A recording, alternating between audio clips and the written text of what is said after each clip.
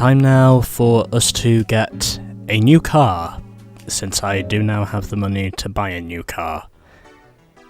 And I really don't know where to start. So let's have a look and see if there are any four-wheel drive cars that we can use from the 80s that might be useful. Hell, I could even use this Toyota Sprinter Trueno if I really wanted to. By the way, I'm obviously not going to do this. Don't get any ideas for anyone out there who might be initial D fans. So, let's have a look and see what we have that could be useful. Of course, usually the stronger cars do end up towards the bottom. So let's see what we have. Okay, well, got some decent choices here, but my car needs to be four-wheel drive because we are going to be racing on dirt. And the only one here is a Toyota Celica. And although I could consider buying this car if I really wanted to, I want to see what other cars there are that might be useful. So, we'll have a look in the early 90s, see what there is. Looks to more or less be the same, but as ever, I am willing to look through. Well, we've got a Mitsubishi Lancer Evolution. That could be useful. And...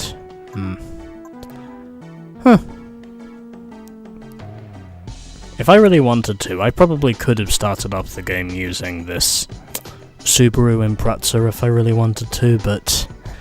well, I chose not to. Anyway. This car is, as you might have guessed, a rally car, so... it's definitely in the pipeline. And it's probably also going to be the car that I use for the next 8 events, so... yeah.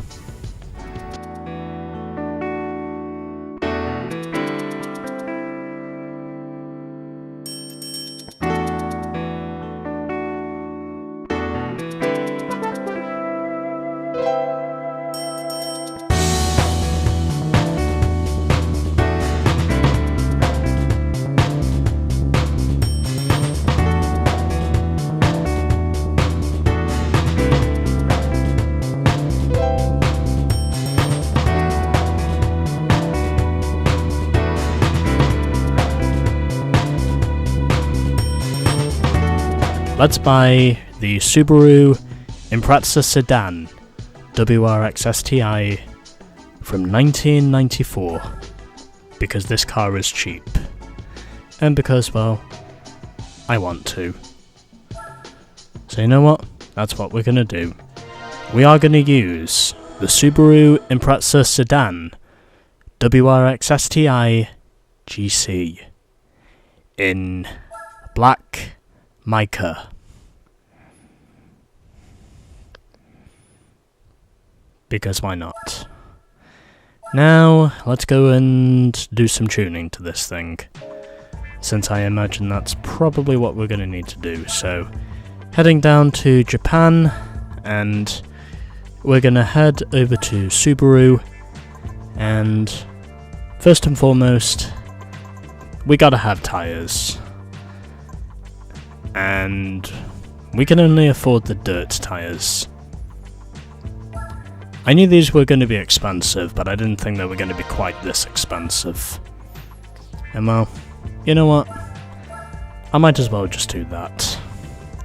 I'll probably earn more money as we go further and further along. I don't think these events are going to be too hard for me to win. So, I think that's probably all I really need. And you know what? I might as well head over to the GT Auto and do these two things. So, I'm going to put on a new set of rims, just to make this thing look a little bit more stylish. You know what? I'm just gonna head to Yokohama and put on a set of wheels at random. Sure, why not? I'll put these on. And now, let's change the oil of this thing, because I can do that.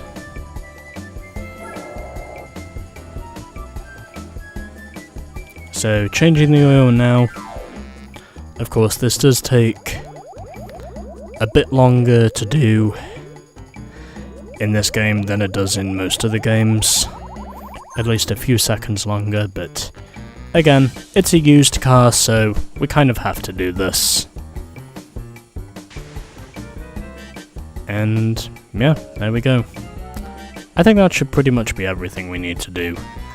I don't really need to put on a wing. I think we should be okay. So, we've got the car now. We've done our brief bit of customization. I am also convinced in saying this will not be too hard. And as a result of us giving our car the oil change, we've gone from 246 to 270 in horsepower. So to put it simply, we've gained quite a bit of horsepower as a result of us doing the oil change. Anyway, let's now get down to the rally events, and rally event number 3, the Grand Canyon Rally. And oh boy, are these next few events going to be interesting ones. Especially the snow events. Anyway, let's go. As we are heading out to Grand Canyon for this episode. This is a thrilling drift battle racing along the top of sheer cliffs. And like with the 2 previous events, we've got forward and we've got reverse. So let's head forwards. I'm also pretty sure that by the time we've got to our next event, most of my money will pretty much be gone. And I have forgotten to turn off the driver aids. Oh well, anyway.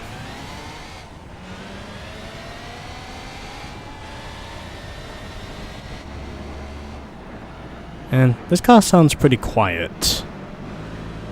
I was honestly expecting this car to be a little bit louder than it actually is, but either way, sounds pretty quiet at the moment.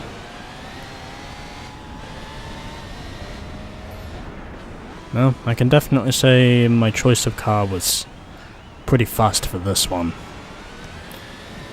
because of the way I did it, but anyway. So 2 laps around Grand Canyon. I don't really think these corners have any names. I'm more or less calling them corners.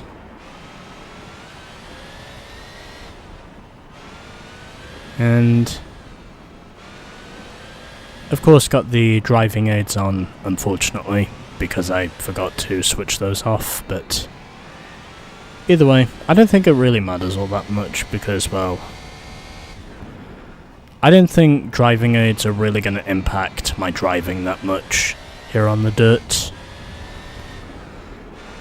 And my god, does this car have a lot of acceleration, as it's pretty much proving to me right now. Also, this thing has driven over 47,000 miles, which, to put it simply, is a shitload of a lot,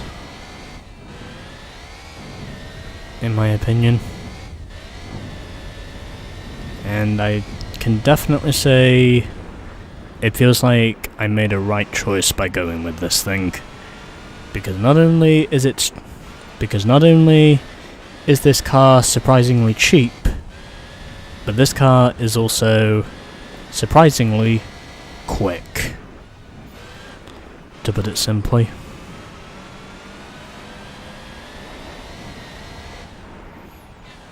And I can definitely say rubber banding is stronger on the dirt than it is in the fucking tarmac events. Because on the tarmac, I'd say we're very widespread, but here on the dirt, I can definitely say this race feels like it's more fun because we're closer together. And also because we really are testing what's essentially two 90s rallying legends.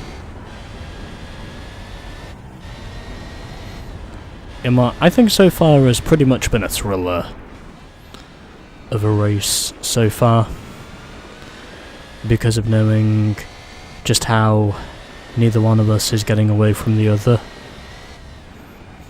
Even though I have been leading this race for most of the way now, but either way, rubber banding is definitely stronger on the dirt than it is on the tarmac, is pretty much the point I am trying to get across. I'm starting to feel convinced in saying I probably didn't need that oil change. I also suddenly don't know the amount of points we were going to win from this, but either way, it probably didn't matter because, well, I made a good choice and I am benefiting from that good choice.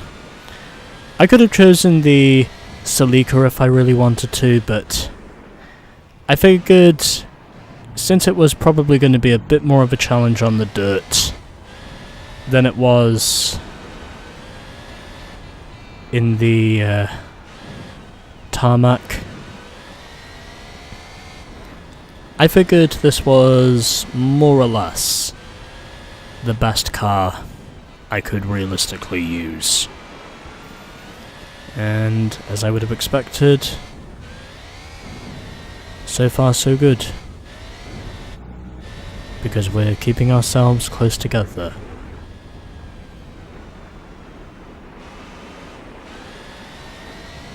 So, yeah. Neither one of us is getting away from the other.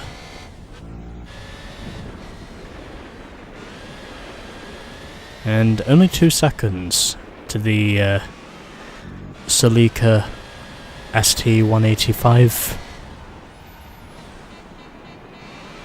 So I think it's fair to say I'm not putting up too much of a gap on him. We're both very much driving complementary here.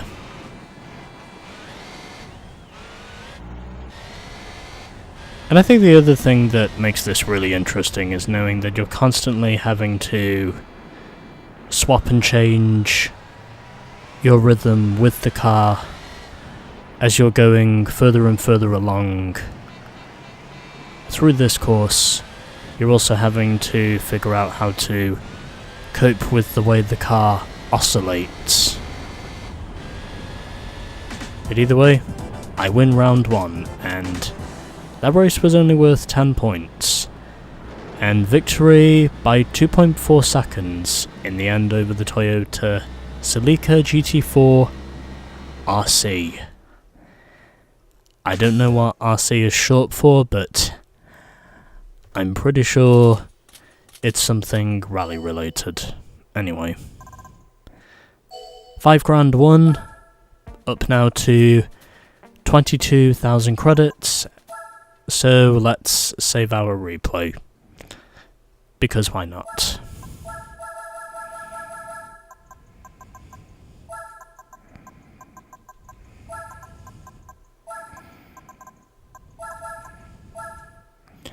So, saving the replay, because I can.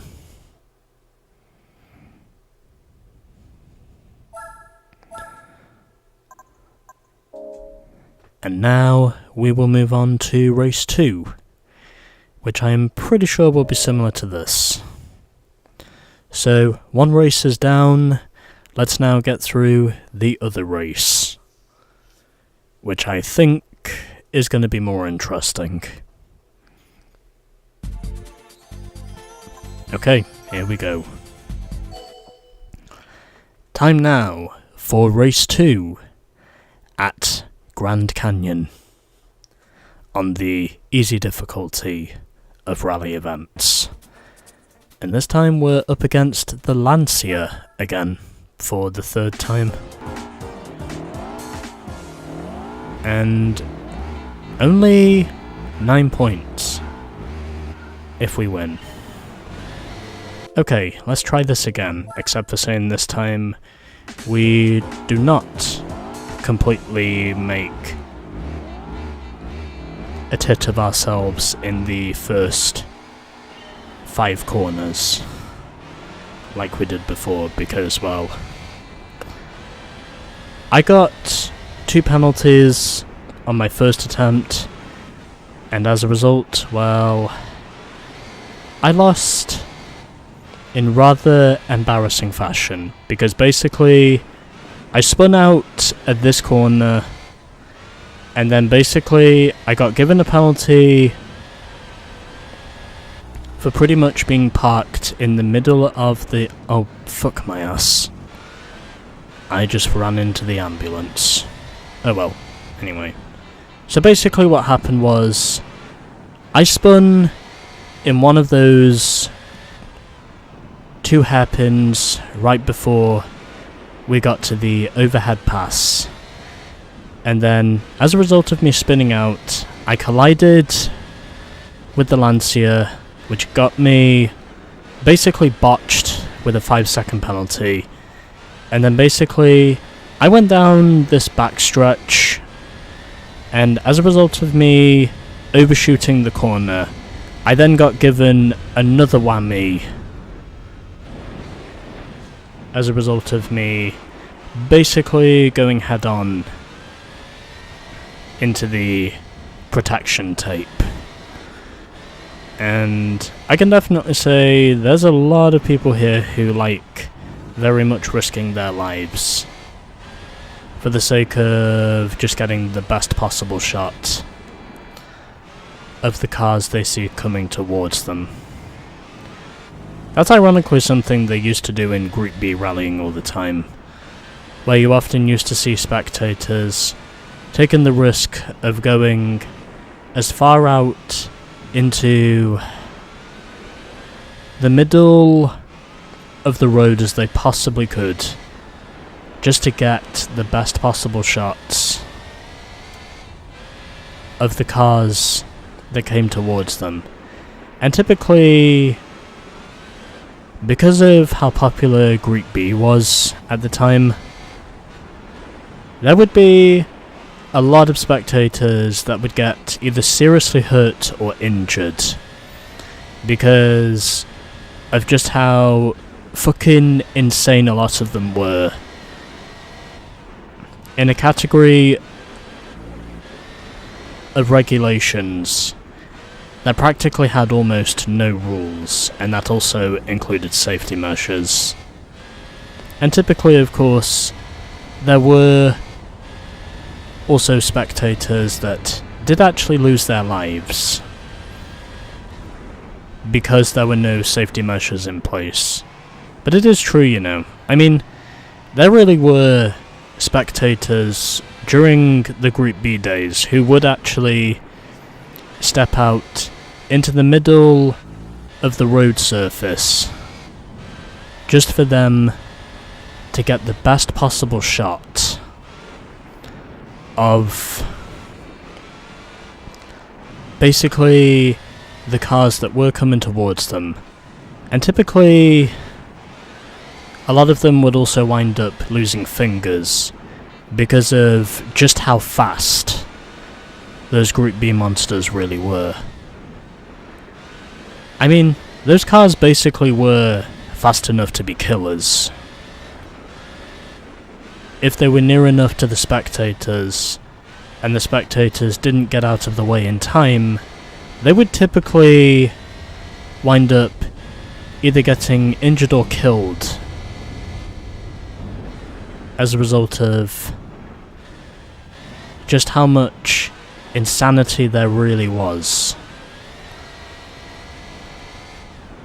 for spectators just to get the best possible shots they could of the cars that were heading towards them. And, in all honesty, I know that sort of thing has since been outlawed for obvious reasons. But, nonetheless, that was just insane to think that spectators, even during that time in the 80s, when safety itself was really becoming less and less of an afterthought in racing, or starting to become less and less of an afterthought. To think that anyone was actually insane enough to do that sort of thing at the time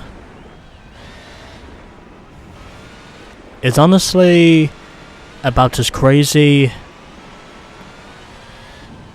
as imagining someone basically skydiving from the top of the Burj Khalifa.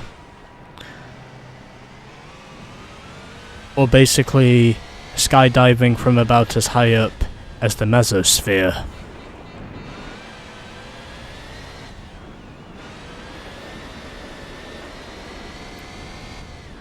Which for most of us at least is about as insane as it sounds. And most skydivers typically tend to skydive from about either 3,000, possibly 4,000 feet, even though the Burj Khalifa does go beyond that. Anyway, second time redemption. I win round 2 against the Lancia Delta, which I humiliated myself in front of before. But either way, this time, I did get it done. And I put together a way better attempt than what I put up before. But either way, that was pretty fun. Anyway, do I have a replay saved? Because I've already forgotten. Yes, I do. Okay. Time now to go and collect our prize. As I beat the Lancia Delta by 1.3 seconds. Of course, the Group B regulations technically ended with tragedy, as you might have guessed, but anyway. We get one of those Group B monsters. And that is this. The Ford RS200. I also like how we get this thing in red. There's just something about having this car in red that just always seems to more or less just hype up my gears. But anyway, there we go. That's 3 events down in the easy section of rally events. And so, we will now go and look at the Ford RS200. And we've gained another 0.3% of progress. So, let's try and find it. And here it is. The red Ford RS200. And we can sell this thing for 15 grand. However, because this is my favourite rally car, there is no fucking way I am selling this thing.